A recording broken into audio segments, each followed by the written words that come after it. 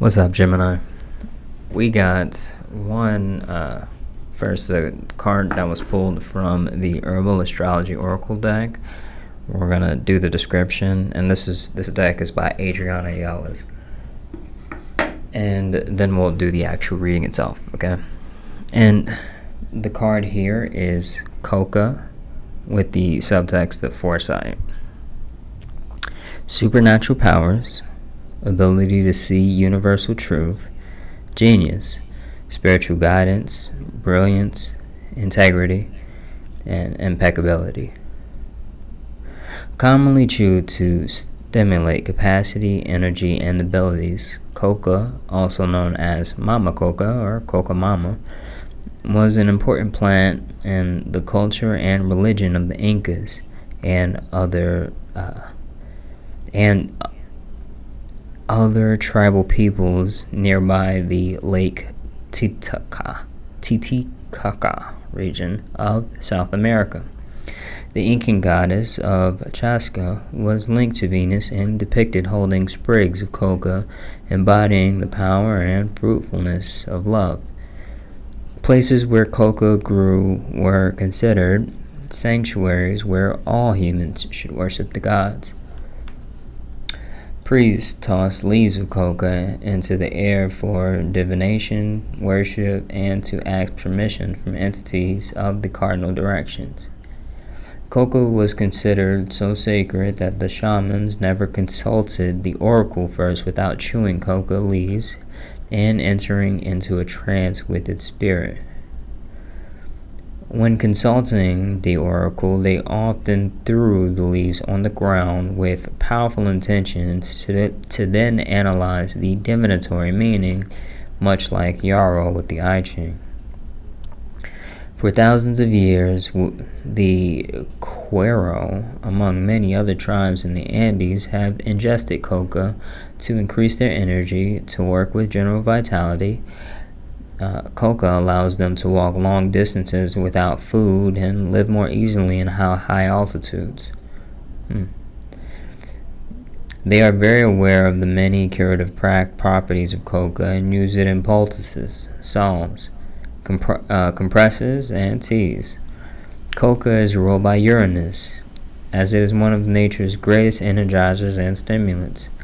It moves through the body like electricity, pulsating and nourishing the nervous system, being a mental stimulant that activates extrasensory perception, great clarity, and the genius within. It also is a trademark for Uranian plants. Uranian plants, like coca, profoundly stimulate the imagination, attuning to our ability to surrender to spontaneity and insightfulness of the present moment. This is the guidance portion. The mighty jaguar is the spirit animal to many great medicine peoples in the rainforest. The jaguar has been regarded as one of the fierce protectors of the sacred and seen as a bridge to the upper worlds, or messenger from the realm of spirit. Coca's lightning-like energy has appeared today, signaling the piercing clarity, foresight, and power you have available to you right now. Jaguar spirit rewards you as you stay true to your integrity in moments where you could easily give it away.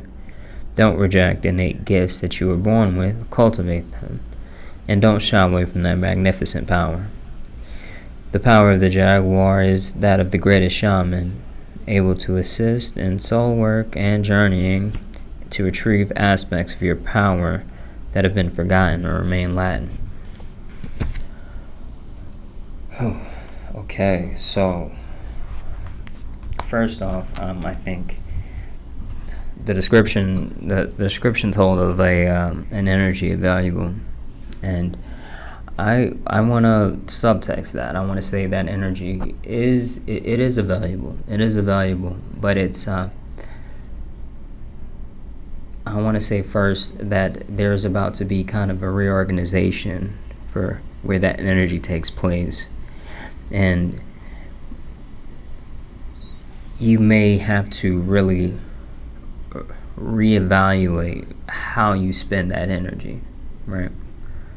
So where that energy is going and how that energy is really, and what that energy is going towards. It's tremendous value in finding the right patterning, right? The right set of habits when we have, especially when we're about to really get a lot of energy, because when it comes down to moving, what we have now, what we're able to do, it's really limited by more so our goals and and our driving forces, and our and our driving forces in terms of actually reaching those goals. And when it comes down to finding just the right set of habits, right? So picture an alien looking down and evaluating your life second by second, minute by minute, hour by hour, whatever. If they evaluated you, how likely are they to simply say, hey, this is who that person wants to be, right? If they followed you throughout your day or throughout your week, we'll say, how often would they say the things that align with what you yourself would claim, right? This is important because this type of energy, this idea of coca actually does come with ton of energy, right? The abilities to do things are going to be great, but you want that in the right place. You can't just have these particular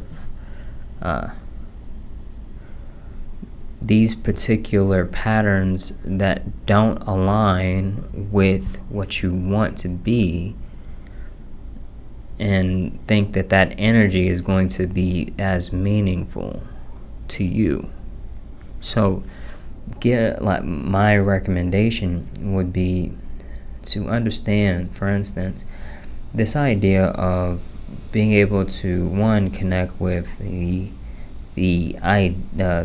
shamans, the shamanic realm. These guys actually saying,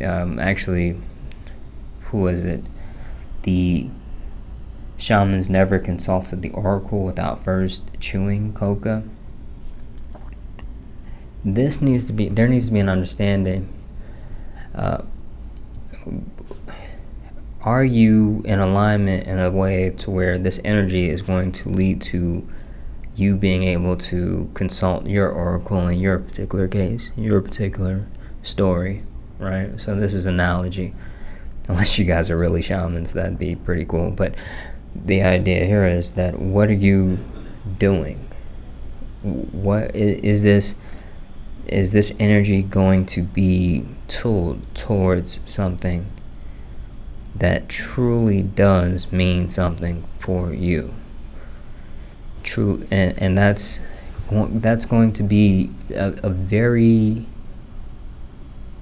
telling thing if you guys can really see that for yourselves, in terms of understand, like, oh, this is definitely what I want to do with my particular time here. And whether that is going to be in alignment with that analogy earlier with this alien following you around or not, because once you have a lot of energy, that energy is going to go into and feed into those particular places where you have extra bit of passion, right? It's not gonna like if you have to, say, for instance, go to a job every day and do something, that'll mean something. Like, you'll have energy for that, but your true energy stores are going to be in those things that you do that you're really passionate about, right? And if you guys have a really passionate job, that's a really, you guys are really lucky. But if you don't, then you want to be in alignment to basically start to build yourself outside of that. And that's honestly what I'd recommend, especially if you have a job you don't like, is starting to kind of like not necessarily not necessarily build like you want to build a life that bridges you towards, you know, a society that's being healed or in healing, right? You don't want to build a life that is really reliant on the society being sick for you for you to continue whatever lifestyle you're living. Very, very, very interesting in terms of being able to the heights that you're able to go to. You want to understand that how you repurpose and reorganize your particular pursuits. You need to understand that there's a lot of potential coming here. You don't want to waste it. You don't want to say that you don't want these particular concepts of potential to be wasted on, you know, things that you particularly that won't really benefit you in the long run, or won't really be things that you talk about in your deathbed, I'll say, right? So where does that come from? What are the stories you want to tell? What do you really want to do with your particular life? Because when this energy comes in, when it establishes itself, right? Because I would say I think that energy is going to, it may be showing itself to you right now, but it may dip back and allow you to more with a more level head, evaluate how you want to use this energy in the future.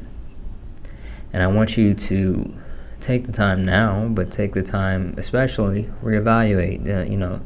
If there does come to a time to where you go through an element of having less energy, use that time period to decide and build the life or the character that you want to play in this life, right? Build that, because we're all, that's what we all are, right? We're in a story. We're telling our own story, right? When we're on our deathbeds, we want that to be the case. We have a whole story to tell.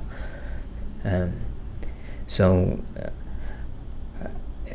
in terms of with this particular idea, focus and really try to make something out of where we're at now, where you're at now, and build from a foundation, a real foundation of that's, because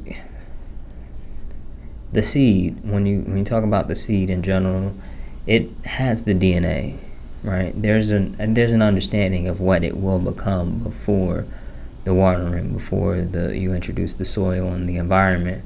There's an understanding, right? I think the soil and the environment are definitely going to shape it to a certain extent, but it's still going to, like, there's the DNA, it's still going to be relying on that DNA.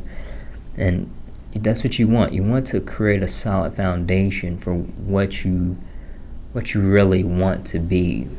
So start to think about that in that imagination, so when that energy hits, you're forming yourself and molding yourself and sculpting yourself in the right ways. And with that being said, I'll see you next week, and have a good week. Thank you.